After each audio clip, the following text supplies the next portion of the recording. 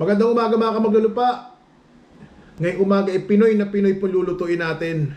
Bale, paborito namin dalawa ng nanay ko to eh. Gustong gusto niya tong ulam na to. Ito na naman is ano to, simple, mura, ngunit masarap at masustansyang pagkain. Kaya simulan ko na po to. Ito po, bale meron po tayo itong tawilis. Yan no, tawilis. Tawilis to man no? Yan. Tawilis, talong, tapos bawang, sibuyas, saka luya, may sili. Magpapaksiw po tayo niyan. Pero ang gagawin po natin is ibabalot natin dito, yan oh. Sa dahon ng saging. Yan para mas masarap kasi mas malasa yan pag binalot sa dahon ng saging. Okay, gagawin po natin itong bawang, sibuyas, saka luya. Ilalagay na po natin yan diyan. Yan, sama-sama na yan.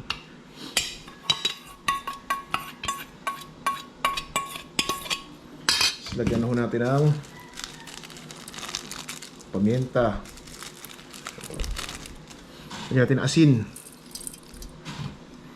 Damihan ho natin asin kasi masarap yan, malasa eh. Parang imamarinate lang natin.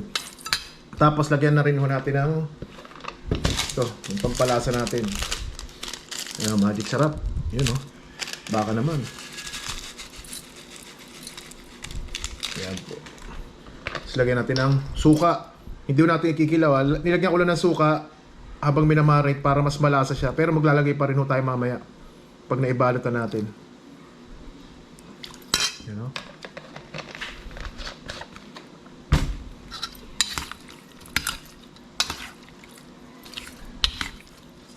Halo-halo lang.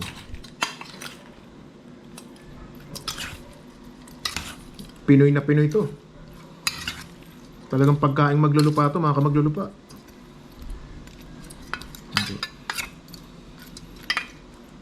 Tapos yan, mga 50 minutes, hayaan muna natin para kumapit yung lasa, saka po natin ibabalot. Iyon. Okay, gagawin po natin is ibabalot na po natin. Dito natin. Matrabaho lang to mga kamaglupa, pero napakasarap nito. Napakasarap. Siguradong mapapa-exercise ka. Yun lang eh, kung di ka maselan sa ulam. Ako hindi ako maselan eh. Kahit ano eh.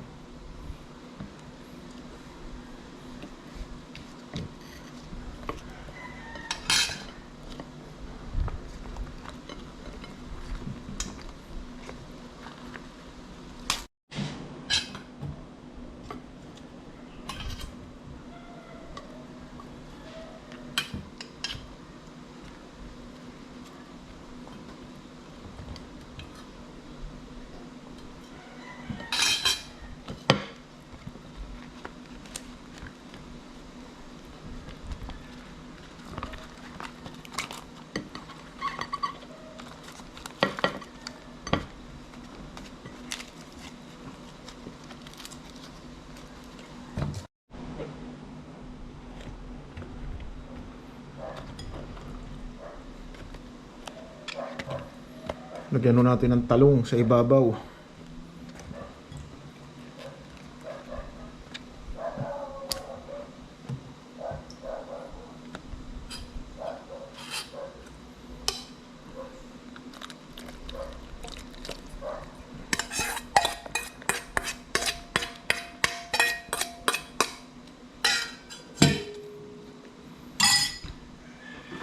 Dagdagan po natin ng suka.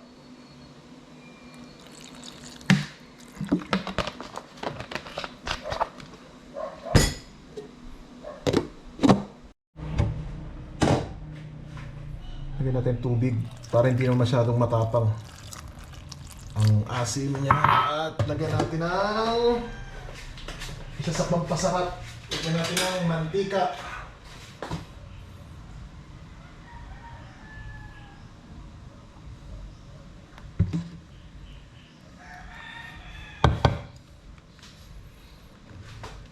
Okay, buksan natin apoy.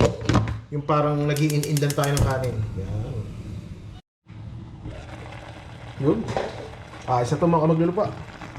Yun o. Sarap no? Tapos mainit na kanin. Ayos. Paksiw na tawilis na binalot sa dahon ng saging. Sarap.